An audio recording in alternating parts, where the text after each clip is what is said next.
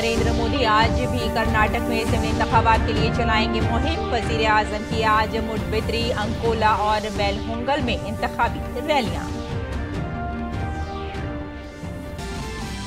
कर्नाटक के इंतखाबी जंग में सभी पार्टियों के स्टार कैंपेनरों ने लगाई अपनी पूरी ताकत। बीजेपी रैलियों और रोड शोज के जरिए पार्टी उम्मीदवारों के लिए अवामी हिमायत हासिल करने के लिए कोशा। वहीं कांग्रेस और जेडीएस समेत तमाम पार्टियों के बड़े लीडर भी चला रहे हैं जोरदार मुहिम। नायब सदर जगदीप धनखड़ आज जाएंगे असम और मणिपुर के एक रोजा दौरे पर। नायब सदर जमहूरिया डिब्रूगढ़ यूनिवर्सिटी के 21वें कन्वोकेशन से करेंगे खिताब। इम्फाल में धनमंजूरी यूनिवर्सिटी के तलबा और असातिज़ा के साथ एक इंटरैक्टिव प्रोग्राम में होंगे शामिल।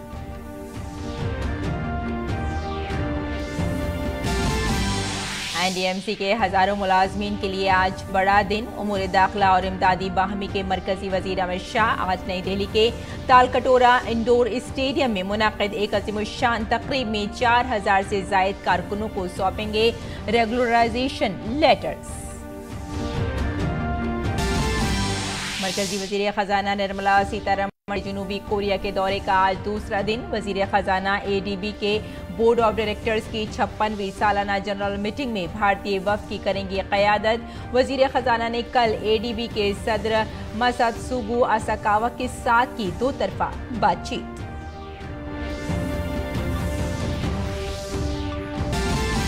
तशद्दुद से मुतासिरा सूडान से अब तक 3000 से ज्यादा भारतीयों को बाहिफाजत निकाला गया।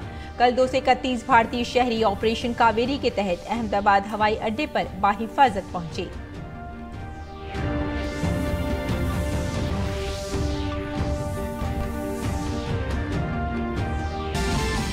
और खेल की खबरों में भारत के निशानदेह वर्ल्ड बॉक्सिंग चैंपियनशिप 2023 में आज पेश करेंगे चैलेंज। दूसरी जानिब आशीष चौधरी ने मुकाबले के प्री क्वार्टर फाइनल में बनाई जगह।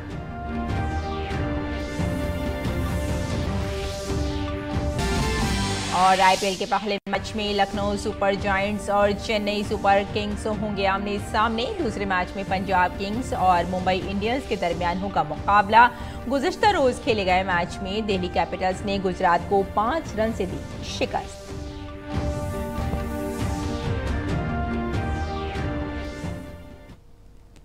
आदाब नाज़रीन, खबरनामे में आपका इस्तकबाल है। मैं हूं आपके साथ रेशमा फारूकी। आइए तफसील से अब खबरों पर नजर डाल लेते हैं।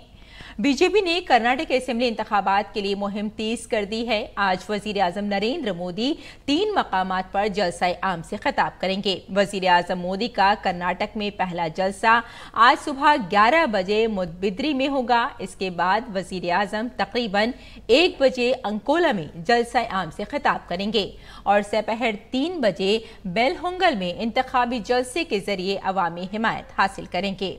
इससे कबल मंगल को वजीर आजम ने कर्नाटक में चित्रदुर्ग, होसपेट और सिंधानूर के रायचूर में इंतखाबी रैलियों से खिताब किया था।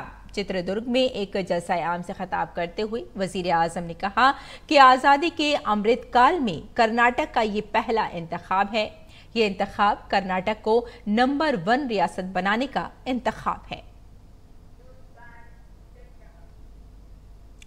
दूसरी जानिब कर्नाटक में अपोजिशन भी जबरदस्त इंतखाबी मुहिम में मसरूफ है। कर्नाटक के शिवमोगा में कांग्रेस लीडर राहुल गांधी ने एक जलसा आम से खिताब करते हुए बीजेपी पर हमला बोला और कहा कि जीएसटी और नोटबंदी ने मुल्क के ताजिरों की कमर तोड़ दी है। इसके अलावा पार्टी के मौजूदा सदर मल्लिकार्जुन खड़गे ने भी पार्टी के हक में अवाम से हिमायत मांगी।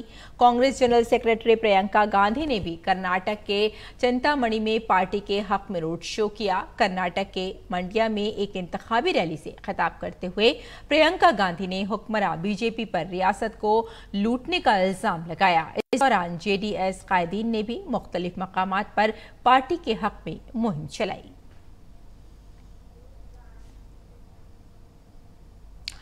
और इलेक्शन कमीशन ने तमाम कौमी और रियासती सतह की सियासी जमातों और उनके प्रचारकों को इंतखाबी मुहिम के दौरान तहम्मुल से काम लेने और इंतखाबी माहौल को खराब न करने की एडवाइजरी जारी की है।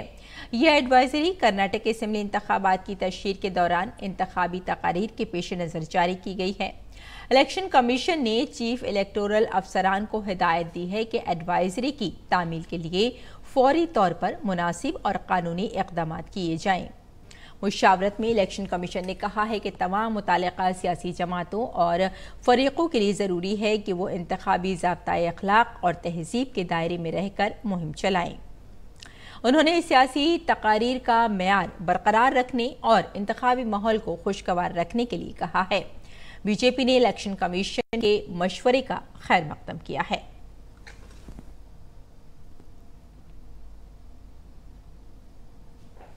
और नायब सदर जमहूरिया धनखड़ आज आसाम और मणिपुर के एक रोज़ा दौरे पर जाएंगे।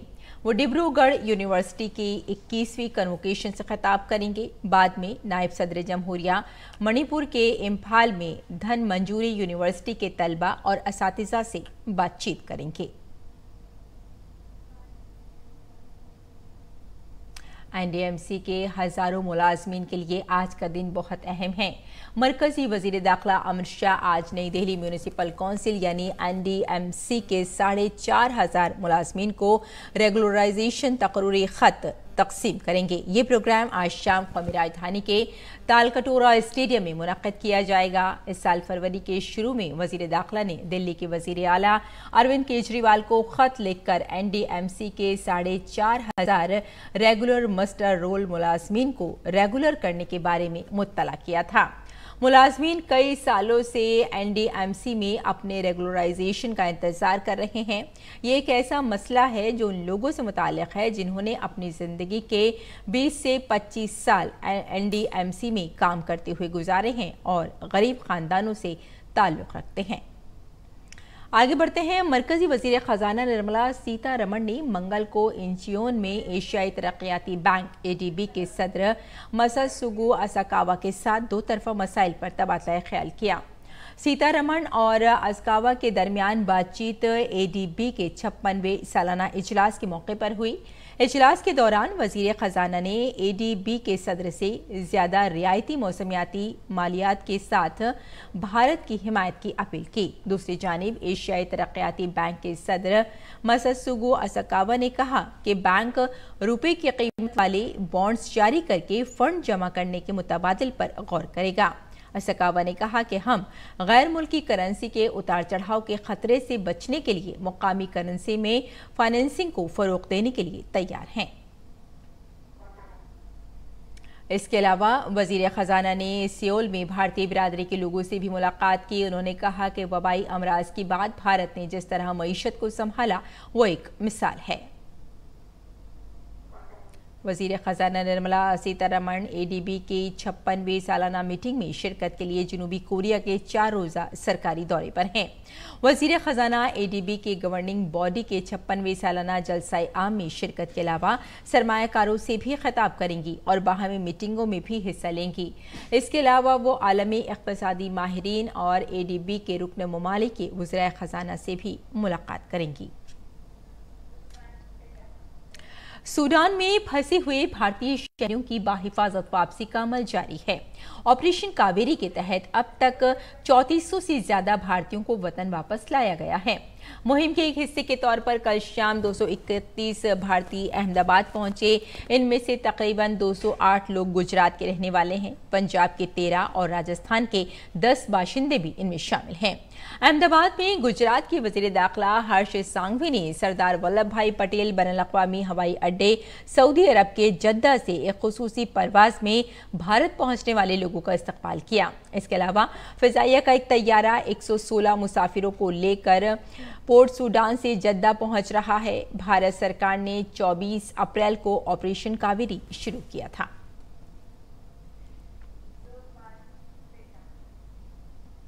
ऑपरेशन कावेरी के तहत सूडान के उन इलाकों से भी लोगों को निकाला जा रहा है जो निस्बतन महफूज इलाकों में शुमार हैं। हमारे नामानिगार विशाल बैरिस्टो ने ऐसे ही गुजराती खानदान से बात की जो कसाला से दिल्ली पहुंचा है। ऑपरेशन कावेरी के तहत लोगों का सूडान से सुरक्षित भारत पहुंचने की जो प्रक्रिया है वो जारी है। अभी एक फ्लाइट आई है सूडान से। मेरे साथ एक परिवार है जो गुजरात से आया है। इनकी बुजुर्ग माँ है, पत्नी है, छोटी बच्ची है और उनके पापा है। मैं कसाला से हूँ, सूडान में, वो जो कसाला स्टेट है वहाँ से कसाला में हूँ।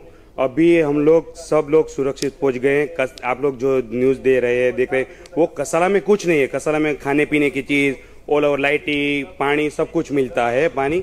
लेकिन आप लोग जो न्यूज़ दे रहे हैं वो खर्टूम में है। खर्टूम में श्योर है, खर्टूम, ओमदुर्मान, नॉर्थ खर्टूम में। लेकिन कसाला में अभी हम कसाला से इसलिए है, सब लोग घबरा गए कि आ जाओ आ जाओ आ जाओ, लेकिन कसाला में कुछ नहीं। अच्छा, ये बताइए कि आपको भारत सरकार के लिए क्या कहना है? भारत सरकार के लिए मुझे ये ऑपरेशन कावेरी है, वो this is the best, and Narendra Modi this is the best.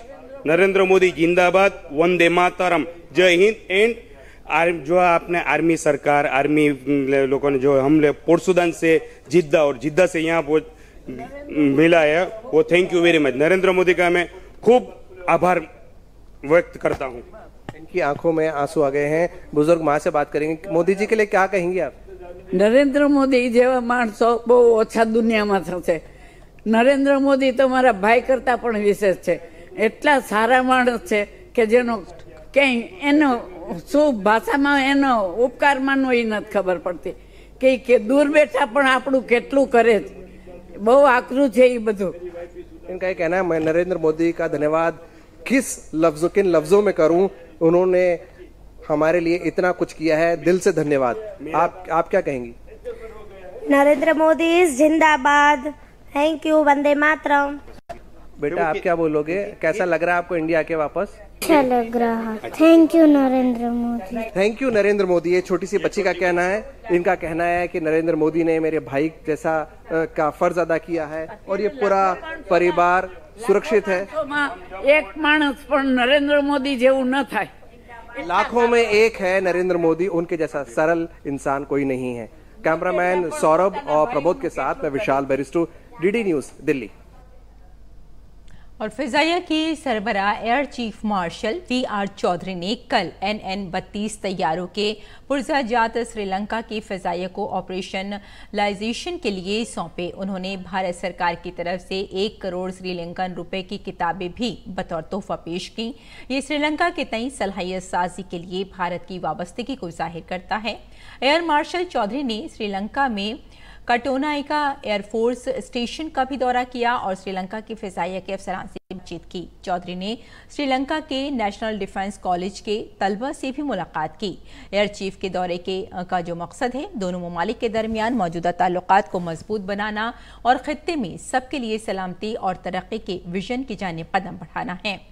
Air chief Chaudhary आज ट्रिंकोमाली जाएंगे, जहां वो श्रीलंका एयरफोर्स एकेडमी में भारत श्रीलंका फ्रेंडशिप ऑडिटोरियम का संग बुनियाद रखेंगे। मुनफरिद शिनाख्त की भारतीय अथॉरिटी यानी UIDAI ने सार्फिन की सहूलत के पेश नज़र शहरियों को आधार के साथ मुंसलिक उनके मोबाइल नंबर और ईमेल वगैरह की तस्दीक की इजाज़त दे दी है।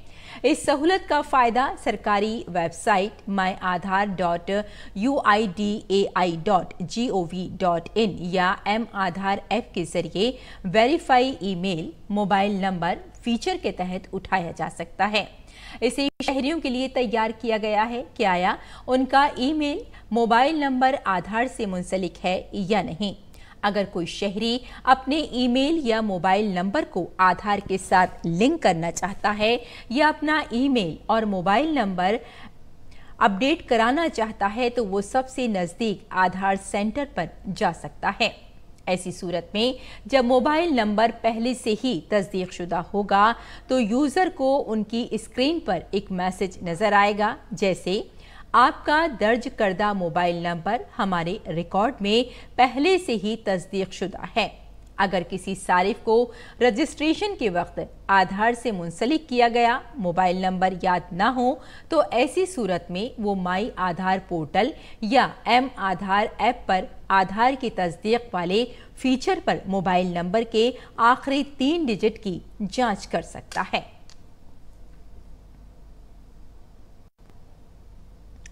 आगे बढ़ते हैं। ज्ञानवापी मस्जिद से मुतालिक एक ही तरह के 7 मामलों को एक साथ किया जाएगा या अलहदा से सुना जाएगा। इस पर वाराणसी के जिला जज की अदालत आज समाअत करेगी। ईडी के डायरेक्टर के ओहदे की मुद्दत 5 साल करने से मुताल्लिक़ तरमीमी कानून के खिलाफ दाखिल दरख्वास्तों पर सुप्रीम कोर्ट में आज समाअत होगी। दरख्वास्त में मरकजी हुकूमत पर अपने सियासी मुखालफिन के खिलाफ ईडी का गलत इस्तेमाल करने का इल्जाम आयद किया गया है। भारत में हम जिन्स परस्तों की शादी को कानूनी हैसियत देने के मसले पर आज सुप्रीम कोर्ट में फिर से समाअत शुरू होगी। इससे कबल अदालत ने मरकज से जवाब तलब किया था कि ऐसी शादी को कानूनी हैसियत दिए बगैर उन्हें क्या हुकूक दिए जा सकते हैं। सड़क नकलो हमल के महकमे ने फास्ट टैग से रोजाना 193 करोड़ रुपए से ज्यादा का टोल इकट्ठा करके एक नया रिकॉर्ड कायम किया है। सड़क नकलो हमल और शाहराहों की वजारत ने कहा है कि गुज़िश्ता माह की 29 तारीख को एक ही दिन में 1 करोड़ 16 लाख से ज्यादा लेन देन का इंदराज किया गया। फरवरी 2021 में हुकूमत की जानिब से फास्टैग को लाजमी करार देने के बाद फास्टैग प्रोग्राम के तहत टोल प्लाजों की तादाद 770 से बढ़कर 1228 हो गई है, जिसमें 339 रियासती टोल प्लाजे भी शामिल हैं। सार्फिन में रसाई की शरह तकरीबन 97% और उनको जारी किए गए 6.9 करोड़ से जायद फास्टैग्स के साथ निज़ाम ने नेशनल हाईवे से मुताल्लिका टोल प्लाजों में इंतजार के वक्त को कम करके सारिफ के तजुर्बे में नुमाया बेहतरी लाने का काम किया है।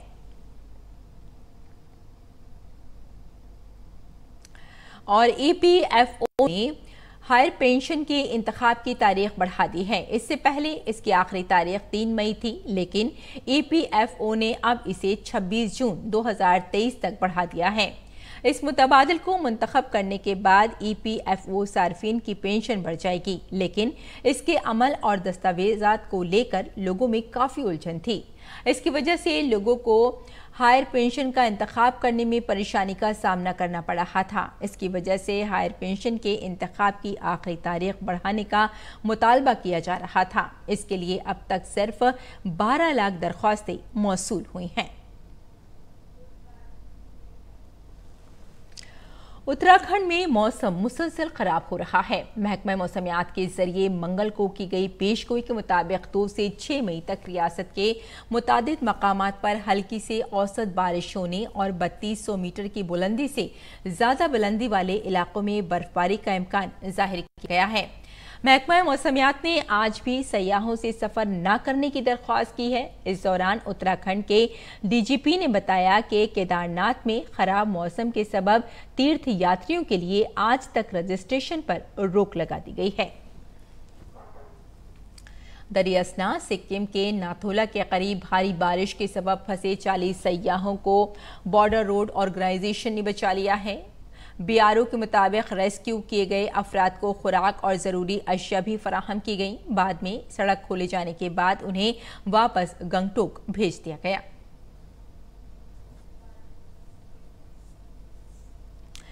आगे बढ़ते हैं। मगरबी बंगाल के नादिया जिले का कल्याणी सनती इलाका बंजारा बिरादरी का घर है। इस आरजी कॉलोनी में रहने वाले खानदान गुर्बत से लड़ रहे हैं। 4 नौजवानों ने बंजारा के बच्चों को तालीम के जरिए चाइल्ड लेबर बनने से बचाने का बीड़ा उठाया है। मगरबी बंगाल के नादिया जिले के असीम मंडल की आमदनी का वाहिद जरिया निजी ट्यूशन है, लेकिन तकरीबन 5 साल पहले असीम और 3 नौजवान दोस्तों ने बंजारा बिरादरी के पसमानदा बच्चों के लिए एक छोटा स्कूल शुरू किया। दरअसल बंजारा कम्युनिटी एक आरजी कॉलोनी में रह रही है, जो कल्याणी सिलपंचल स्टेशन के सामने वाक़ है। कहा जाता है कि अगर आप कुछ बेहतर करने के बारे में सोचते हैं तो इसके नताइज भी मुस्बत आते हैं। स्कूल खुलते ही यूँ लगा जैसे इन बच्चों को अपनी मंजिल का रास्ता मिल गया हो। यहाँ महरूम तबके के 40 तलबा में से 25 लड़कियाँ हैं। यहाँ पर निसाब को सिर्फ माहिरीन तालीम तक महदूद नहीं रखा गया है, बल्कि बच्चों को तालीम के साथ साथ रक्स, मौसीकी और कई बार कुछ आर्ट भी सिखाई जाती है। नौजवानों ने सरकारी स्कूलों में बच्चों के दाखिले का भी इंतजाम किया है, जो हुकूमत की तरफ से चलाए जाते हैं। स्कूल यहाँ चालू हुआ है 2008 साल से, 5 साल चल रहा है। हम सो कुछ दोस्त लोग शुरू किया है।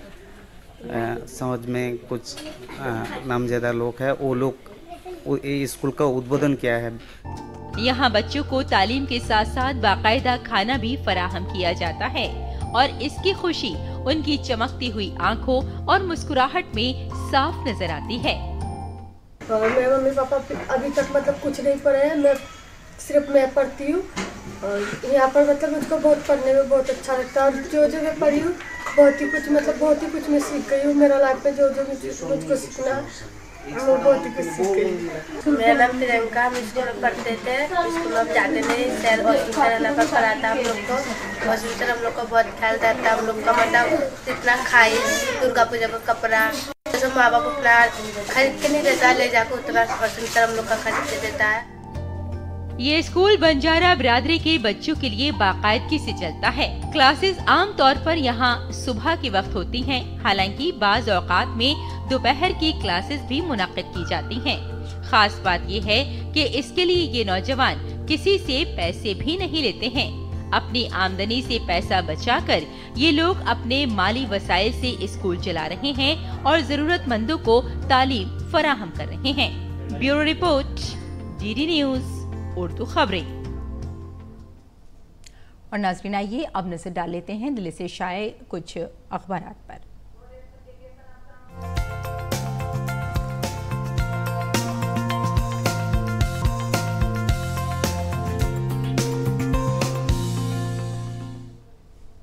तो नाज़रीन, अखबारात के जायजे में सबसे पहले आइए बात कर लेते हैं रोजनामा राष्ट्रीय सहारा की। आपको बता दें कि वज़ीर दिफा राजनाथ सिंह और साथ में आपको यहाँ ये भी बताते चलें कि मालदीव के वज़ीर ख़ारजा की मुलाकात हुई है, जिसमें ये बातचीत हुई है कि हिंद मालदीव के दरमियान खुसूसी ताल्लुकात हैं और कई अहम उमूर पर भी बातचीत हुई है।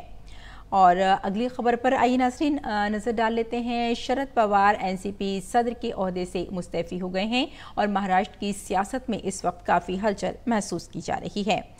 और अब नज़र डाल लेते हैं रोजनामा हमारा समाज पर। हमारा समाज की ये सुर्खी है, सिख समाज ने समाजी इक़्तिसादी तब्दीली में अहम किरदार अदा किया है और गुरु गोबिंद सिंह जी ने मजहब के तहफ़्फ़ुज़ के लिए कुर्बानियाँ दी हैं और मज़लूम तबक़ात के लिए जद्दोजहद भी की है, ओम बिरला का ये कहना है।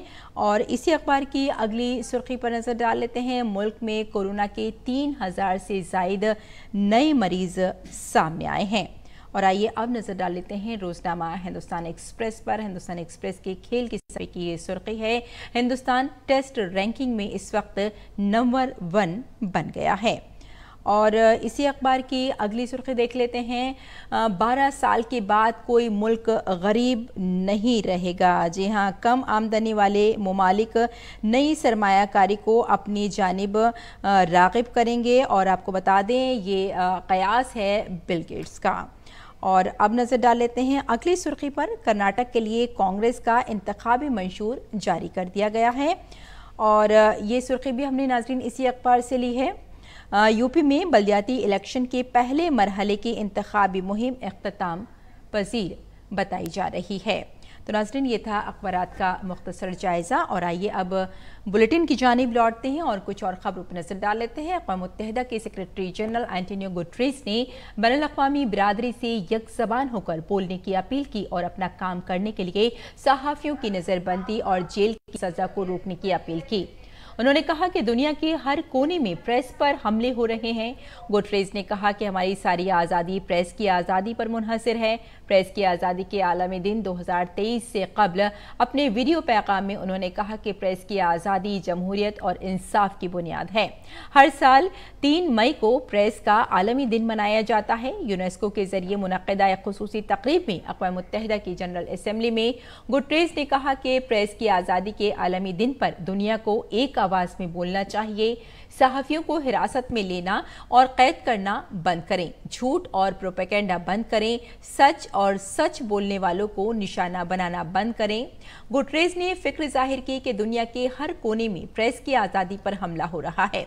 उन्होंने कहा कि 2022 में कम से कम 67 मीडिया एहलकार मारे गए हैं। और ताशकंद में जारी वर्ल्ड बॉक्सिंग चैंपियनशिप 2023 में भारतीय मुक्केबाजों ने शानदार कारकर्दगी का मुजाहरा जारी रखा। भारत के निशान देव आज मुकाबले के इफ्तिताही मैच में रिंग में उतरेंगे। इससे कबल टोक्यो ओलंपिक्स और 2019 एशियन चैंपियनशिप में मुल्क की नुमाइंदगी कर चुके आशीष चौधरी ने प्री क्वार्टर फाइनल में जगह बना ली है। पहली बार आलमी चैंपियनशिप में हिस्सा ले रहे हर्ष चौधरी 86 किलोग्राम जुमरे में ऑस्ट्रेलिया के ब्ले मैक लिस्टर के खिलाफ 0-5 से शिकस्त खाकर मुकाबले से बाहर हो गए। इंडियन प्रीमियर लीग में आज 2 मैच खेले जाएंगे। दिन के पहले मैच में चेन्नई सुपर किंग्स का मुकाबला लखनऊ सुपर जायंट से होगा। लखनऊ की टीम इस सीजन में सीएसके के हाथों शिकस्त का हिसाब चुकाने के इरादे से मैदान में उतरेगी। दोनों टीमें रवां सीजन में अच्छी कारकर्दगी का मुजाहरा कर रही हैं।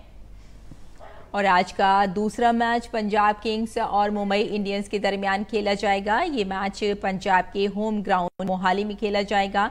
पंजाब किंग्स की बात करें तो इस टीम ने अब तक 9 में से 5 मैच जीते हैं, जबकि 4 में उसे शिकस्त का मुंह देखना पड़ा। और आइए नाज़रीन, अब जानते हैं मौसम का मिजाज।